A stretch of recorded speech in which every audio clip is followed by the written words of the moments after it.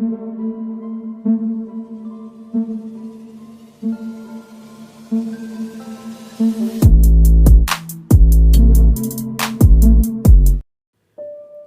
दोस्तों, scary story official में आप सबका स्वागत है। आज की कहानी की तरफ बढ़ने से पहले चैनल को सब्सक्राइब कर लीजिए और अगर कहानी अच्छी लगती है तो प्लीज़ लाइक एंड कमेंट करना मत भूलिएगा। तो देर नहीं करेंगे, आज हम कहानी सुनाएंगे क्योंकि कहानी बहुत ही ज़्यादा इंटरेस्टिंग है और डरावनी तो बहुत ज़्यादा है। तो ध्यान से सुनिएगा। कहानी है 3 दोस्तों की, निखिल, सूरज और आकाश। ये तीनों बेस्ट फ्रेंड हैं और आज सैटरडे नाइट है और ऑफिस से छुट्टी भी जल्दी हो गई, तो ये लोग जल्दी घर आ गए थे और उसके बाद इनका प्लान था कि कुछ पार्टी करेंगे। लेकिन उससे पहले एक फ्रेंड की शादी थी, उसका कार्ड आया था, ये इन्हें बाद में पता चला। तो ये तो सोने पे सुहागा हो गया और इन्होंने सोचा कि चलो अच्छा है, पार्टी करने से बेहतर है कि हम लोग शादी भी अटेंड कर लेंगे और हमारी पार्टी भी हो जाएगी।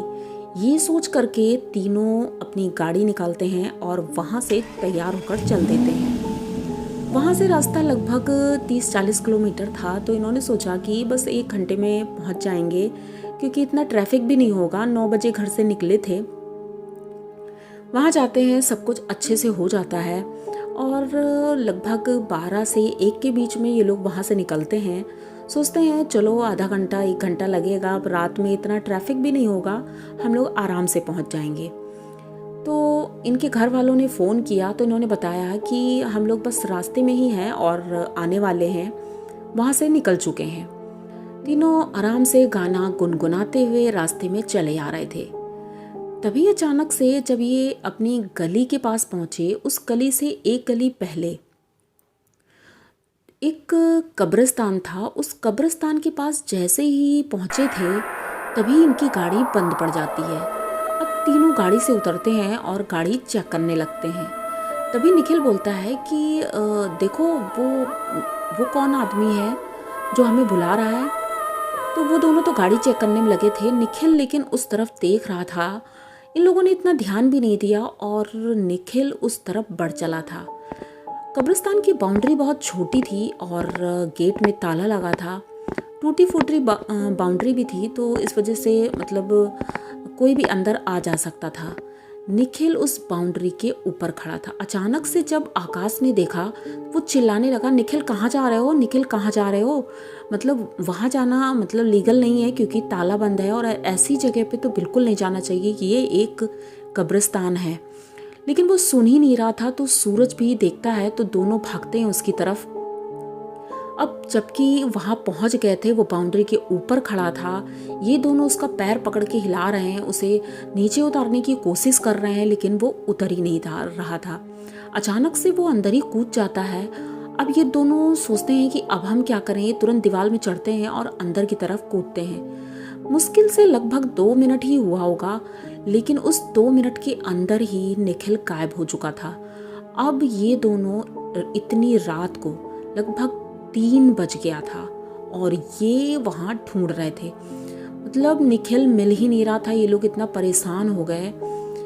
अब 3:15 हो गया, इनके घर वालों का फ़ोन आया। अब ये लोगों ने झूठ बोला कि थोड़ा लेट हो गया है, मैं वहाँ से निकलने में थोड़ा लेट पहुँचेंगे। तो घर वालों ने बोला चलो ठीक है। इन लोगों ने फ़ोन कट किया और उसके बाद ढूंढना शुरू किया।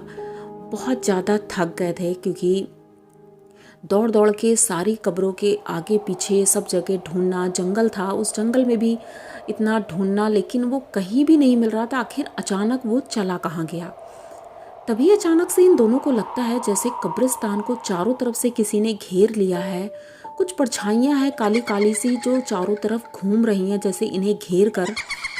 अब ये दोनों बहुत ज़्यादा डरने लगे थे क्योंकि रात बहुत ज़्यादा थी, 3 बज चुका था और कहते हैं कि इस कब्रिस्तान में 3 बजे के आसपास अगर कोई गुजरता है तो वो जिंदा वापस नहीं आता है।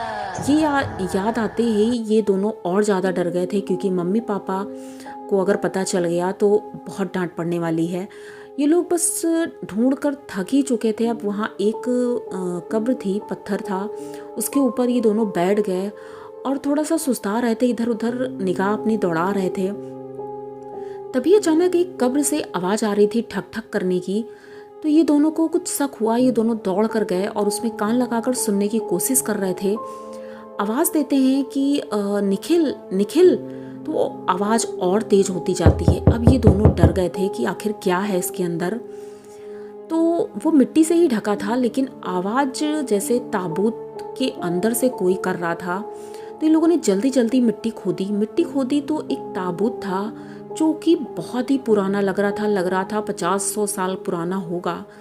तो उस ताबूत को जैसे ही ये खोलते हैं, उसके अंदर निखिल था। ये लोग देख करके एकदम चौंक जाते हैं, उसे जल्दी से उठाते हैं। उसकी सांसें बस टूटने ही वाली थी। तो ये लोग उसको उठाते हैं और उसे होश में लाने की कोशिश करते हैं। तुरंत उठाकर उसे गाड़ी की तरफ ले जा रहे थे, तभी अचानक से पीछे से बहुत तेजी से किसी के गुर्राने की आवाज़ आई। आकाश पीछे मुड़कर देखता है तो एक आदमी था, बहुत ज़्यादा लंबा चौड़ा, लगभग 9 फीट लंबा था वो, और चौड़ा भी था, मतलब काला काला, और इतना ज़्यादा भयानक लग रहा था। उसने मुंह खोल रखा था और मुंह खोल करके चिल्ला रहा था। दांत बड़े बड़े थे और बहुत ही भयानक दिख रहा था। आकाश ये देख करके बहुत ज़्यादा डर जाता है और बस भागता रहता है। बाउंड्री क्रॉस करते ही ये अपनी गाड़ी के पास पहुंचते हैं। तो पीछे मुड़कर आकाश देखता है कि सूरज तो है ही नहीं। अब ये निखिल को गाड़ी के अंदर लिटाता है और तुरंत दौड़कर पीछे जाता है। तो देखता है कि सूरज बाउंड्री को पकड़े हुए है और पीछे से कोई उसका पैर पकड़कर खींच रहा है। सूरज बहुत कोशिश कर रहा था लेकिन वो छुड़ा नहीं पा रहा था। तो आकाश जाता है, उसे अपना हाथ देता है और हनुमान जी का नाम लेते हैं आकाश, और उसके बाद उसको सही सलामत बाहर निकालते हैं। अब तीनों इतना ज़्यादा डर चुके थे, बस गाड़ी लेकर वहाँ से भागते हैं। तुरंत अपने घर पहुँचते हैं। मम्मी पापा जब देखते हैं तो वो पूछते हैं क्या हुआ है। तब इन लोगों ने पूरी बात अपने घर वालों को बताई। तो घर वालों ने कहा कि बेटा ये तो अच्छा हुआ तुम लोग सही सलामत यहाँ आ गए हो।